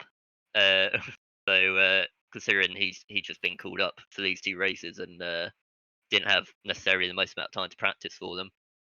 Fair enough. Anyway, thank you for speaking to us quickly, but we have to move on to our leader before we run out of time. Thanks for that. It's all right. Anyway, we finally, last but very much not least, in fact, you could say last but most, Liam Duval, our winner for the 7th time in a row. Liam, you just keep ticking them off. Yeah, it was an interesting race. I think Jeffrey really had a lot of pace in him. It's a shame what happened to him. I think his game lagged, and he crashed because of it. It's a shame because he was looking really fast. But it was a nice race. I was a bit afraid for rain. It was very dark out there on the track as well the whole time. I'm not sure why, but it made it a bit more difficult. But luckily pulled through in the end. You certainly did. That's your 7th win in a row. You're absolutely running away with this championship. In terms of strategy, did that all go to plan, or did something catch you off guard at all? Well, I didn't expect any two-stoppers, which some people did. It was pretty clear cut from the start of practice that it was going to be a one-stop, and with the mediums as well. So didn't really practice any alternate strategies because I figured they wouldn't work, and I guess I was right. Yeah, it was the best strategy to take, and I think the majority took this strategy as well. I knew the answer to that question before I asked it. I mean, you don't win by 11 seconds by nothing. But anyway, how's the car feeling at this point in the season? Now that development's taking place, does it feel much different to the start, or hasn't it changed that much? It's probably changed quite a bit, but it's hard to feel it because it gradually gets better. But when the upgrades came in for France, obviously we practiced a bit with the old car from Montreal. Then we had upgrades for this round. it felt quite a bit better. We were like 1 or 2 tenths faster per lap.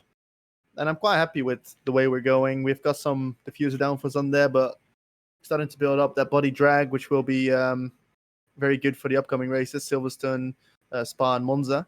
But we also have a little bit of the downforce, so in the corners we have that advantage. So I'm pretty happy with where our car is going, and I think our car will be, one of the best going onto the season. Anyway, thank you very much for talking to us, Liam, and congratulations on your 7th flippin' race victory in a row. Thank you very much. Anyway, that was the driver who's been for the last 7 races. I'm joking, of course. I want to give a quick shout out to Wopke Hoekstra for joining me in the commentary box today.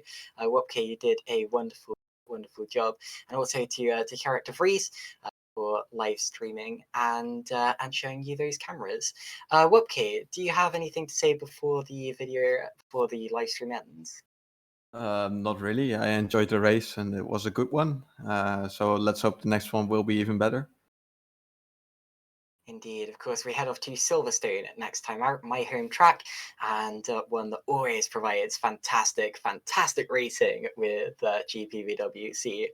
Thank you all for tuning in, and we will see you tomorrow for the main Superleague, the main WTF1 Superleague Championship. That's all from us tonight, and see you then. Good night.